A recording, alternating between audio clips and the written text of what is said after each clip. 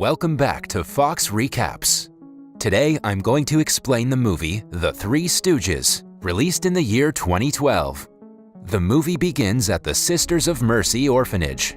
A group of children is playing football using a soda can until Sister Mary Mengele orders them to go inside. The children beg for 2 extra minutes to settle a tie score, but the cranky sister doesn't allow them. When they're all in, she notices a car blasting music and recklessly driving towards the orphanage.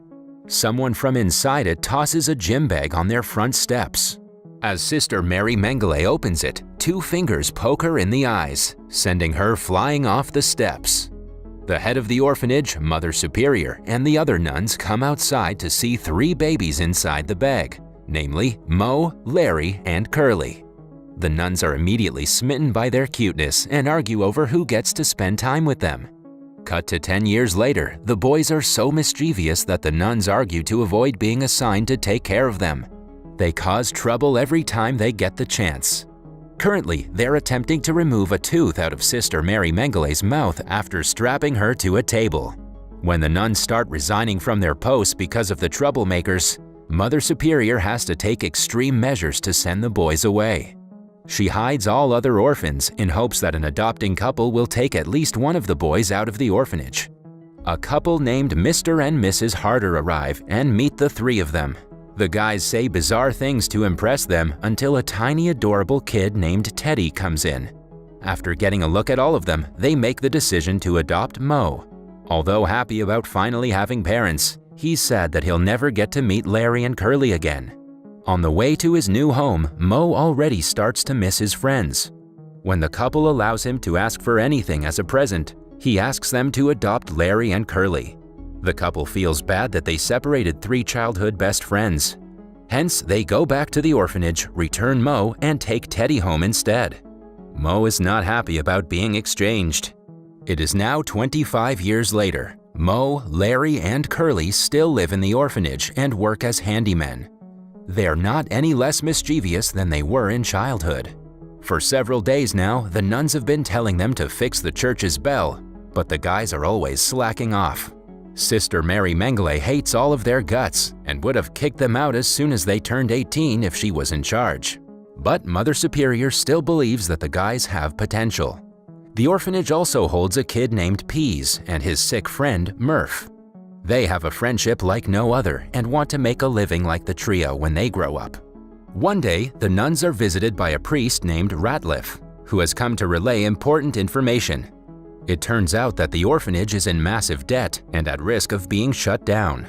Meanwhile, while trying to fix the church bell, the guys do more harm than good. Larry reads the "Do Not Remove" tag in the bell as "Donut Remover" and causes it to fall on Sister Mary Mengele. While trying to help, they only fall on top of her and injure her even more. The group is then told about the debt of $830,000 that they will have to pay by the end of the month if they want to save the orphanage. If not, the sisters will be appointed to the other dioceses and the children will be sent to foster homes. To stop their precious home from being destroyed, the trio vows to get the money within the next 30 days. They prepare to go out into the real world for the first time in their lives. Although the nuns had always wished for this day, they're worried that the boys will be eaten alive by the harsh world outside. Mother Superior, however, is confident that God will guide them to their destination. The trio wishes everyone farewell and rides off on a bike made for 3. The ride is not graceful, but the nuns hope that the guys will be successful. The 3 reach the city and look for work by advertising that they need $830,000. Somewhere else, an egocentric rich woman, Lydia, and her boyfriend Mac are planning to kill Lydia's husband. They want to gain his property after his death and are actively looking for people who can finish the job. To their fortune, they find the trio and instantly recognize that the group is dumb. To trick them into killing her husband, Lydia claims that Mac is her husband who wants to be suffocated in his sleep since he doesn't want to die from terminal cancer. This way, the group will be killing him at his wish, so it won't be considered murder. The couple had planned to switch Mac and Lydia's husband, but the guys are too impatient for the money.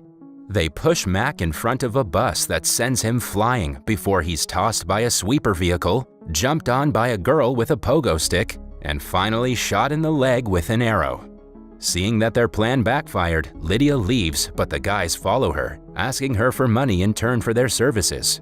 It turned out that Mac survived the incident earlier and is in a hospital. When Lydia refuses to pay, the trio makes it their mission to end his life once and for all.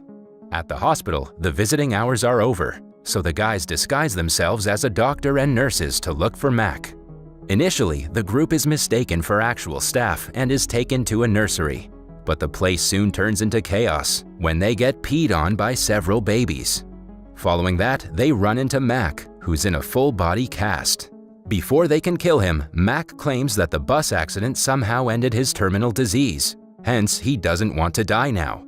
The group is back to square one when they meet their old friend Teddy, the orphan who was adopted instead of Mo. It turns out that he has turned into a lawyer after taking his late mother's millions of dollars worth of inheritance. Mo sees the kind of life he missed and is disappointed. Hence, when Teddy invites them to live in his mansion, he refuses to come. The other guys are disappointed because Teddy could have helped them with money, but Mo remains adamant about his decision.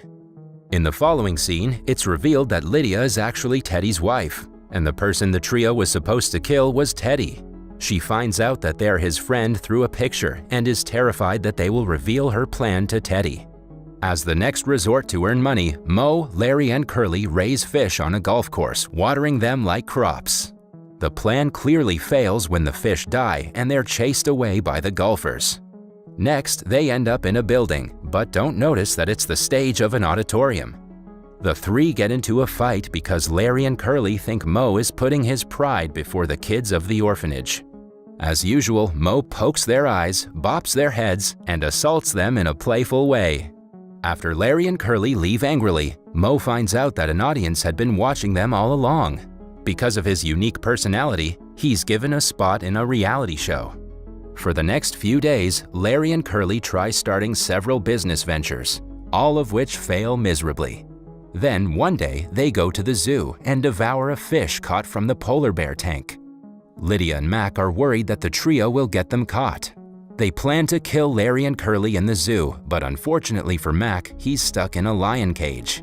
Seeing that the animal is chained, Mac taunts and smacks it. Somewhere nearby, Larry and Curly accidentally throw a peanut into a dolphin's blowhole.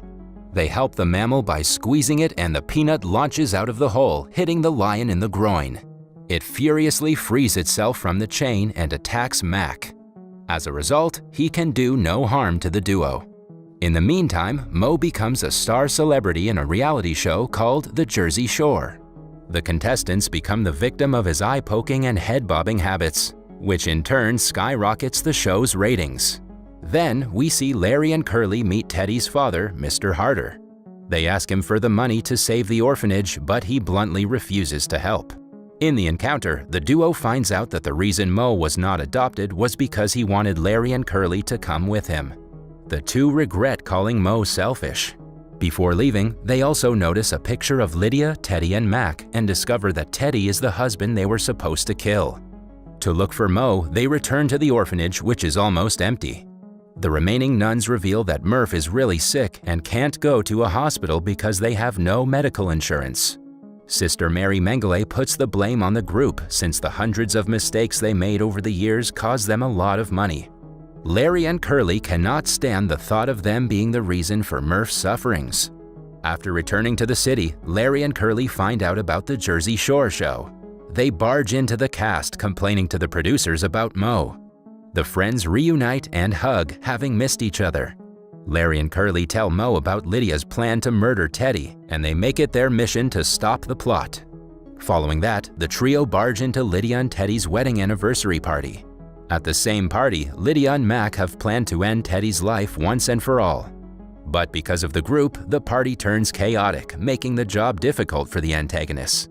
Before Lydia can stop them, they find Teddy in his room still in his pajamas and high from the pills she had given him.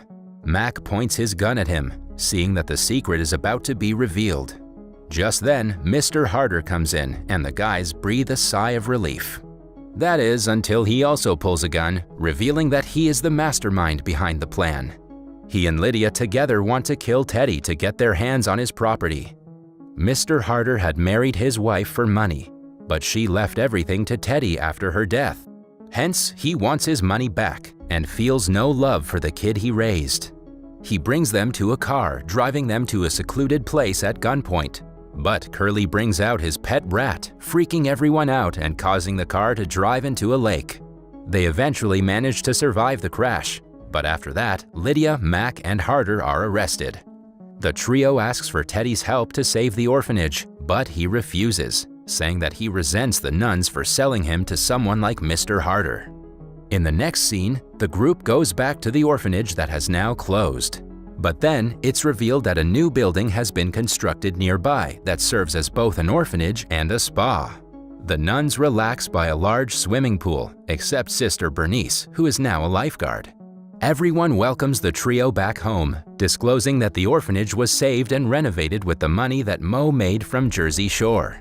The executive of the show offers the group and the nuns a spot in their new show, Nuns vs. Nitwits. Murph is also in good condition, having been treated for the metal poisoning she had. Lastly, Teddy and his new fiancée arrive at the orphanage and adopt Murph and her best friend Peas. Curly leans on a raised diving board, knocking Sister Mary Mengele into the pool and continuing the never-ending torture they put on her. That was all from the video. I hope you liked it. Subscribe for more content like this and hit the like button to help us out. Also, leave a comment if you want us to recap your favorite movie. Until next time, take care.